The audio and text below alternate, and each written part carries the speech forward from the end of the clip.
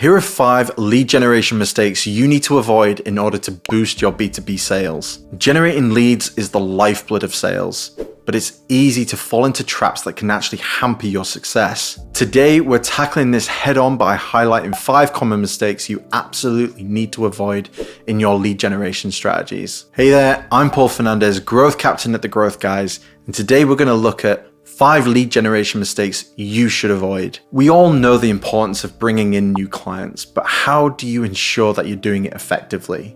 And that's what we're here to explore, from the pitfalls of neglecting personal touches in your outreach to the often overlooked art of nurturing leads.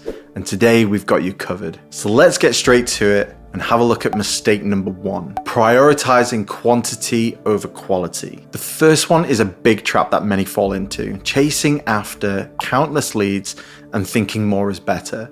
And let me be clear, this is not about doing less. I actually believe doing more is essential to get ahead, but more of the good high value stuff. But here's the truth, it's not about how many leads you have, it's about how good they are. Imagine leads as seeds. Planting 100 random seeds might seem promising, but what if only a few are right for your garden? Now, picture planting just 10 seeds, each carefully chosen, nurtured, and suitable for the soil. And that's where the real growth happens. Quality leads are like these select seeds.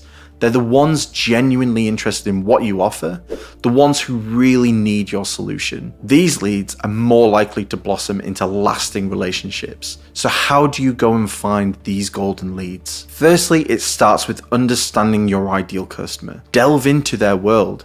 What challenges do they face? What solutions are they seeking? Once you know this, tailor your approach. Reach out with messages that resonate, solutions that actually solve real problems. Let's have a look at mistake number 2. There's a common slip up many make, ignoring the power of personalization. Imagine you're at a crowded party. Amidst the noise, someone calls out your name. Instantly, your attention is theirs. That's personalization in action. Now picture sending the same generic email to every potential client. It's like shouting into the void, hoping someone will listen. But when you tailor your approach, addressing specific needs and preferences, you're essentially calling out to them in that crowded room. They're more likely to actually turn around and listen. Remember, segment and tailor, don't spray and pray. Personalization is about showing that you understand and care about your clients' unique challenges. It's not just about using their name in an email. It's about crafting messages and offers that resonate with their specific business goals.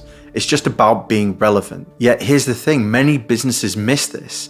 They blast one-size-fits-all messages, losing the chance to connect deeply. But those who get it right, they see their messages transform into meaningful conversations, it builds stronger relationships, and ultimately it actually boosts their overall sales. Another mistake is undervaluing content in B2B sales. Content is king, but context is queen. Not having a tailored content strategy is like walking into a room where everyone speaks a different language. Now imagine speaking directly to each person in their language. That's what good content can do, and it can do it really well. It's not just about bombarding your audience with more information. It's about giving them something that they can't find anywhere else. Relevance and value. Let's take a special report, for example. It's not just a document, it's actually a conversation starter, a trust builder, or consider webinars. They're not mere presentations, but they're interactive platforms where you don't just talk, but listen to and engage. Every blog post, every case study, every tweet, it counts. So when you craft your next piece of content, ask yourself, is this adding value? Is it speaking the language of my audience? Remember, in business development and more specifically lead generation, where decisions are measured and weighted, your content is your voice. Make it clear, make it valuable, make it count. Because in the end, the right content doesn't just attract leads, it starts relationships. Another mistake is not nurturing your leads. Remember those seeds we were talking about earlier? Well, nurturing leads is now looking after them to actually make sure they grow. You've already planted the seeds by attracting interested prospects.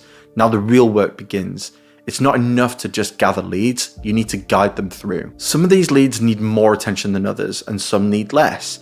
but they all need care, and regular communication is paramount. Keep in touch with them, but don't flood them. Use email, personalized offers, diagnostic tools, or useful content to help your leads grow strong. Remember, not all leads will bloom at the same time. Patience is key. Each lead might be at a different stage. Some are ready to blossom into customers right away, others need more time to grow. So you need to tailor your approach to meet them where they are. And lastly, pay attention to the signs. Are they engaging with your emails? Do they respond to your calls? Get to know your leads. Adjust your care to what they respond to best. And finally, failing to adapt. Staying static is akin to actually stepping backwards. It's vital not to just launch lead generation campaigns, but also keep an eye on their performance. Consider this. You've set up a strategy, it's running, but is it really working as well as it could be? The key is the analysis. Dive into the data. Which approaches are bringing in the right leads? Which ones are just noise? It's about being agile. If a tactic isn't yielding the results you expected, just be ready to pivot. This doesn't mean overhauling your strategy at every turn. It's about making informed, subtle tweaks based on real data. And this approach keeps your lead generation fresh and effective, ensuring that you're always a step ahead. As we wrap this up, let's quickly revisit the essential points we've covered. First, focus on the quality of the leads, not just the quantity.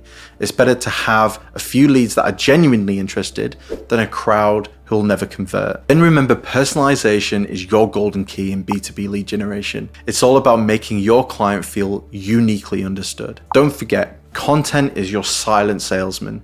It educates and engages your potential leads even when you're not there. Make it valuable and make it relevant. Also, nurturing your leads is crucial. Tend to them regularly and just watch the results. And finally, always analyze and adapt.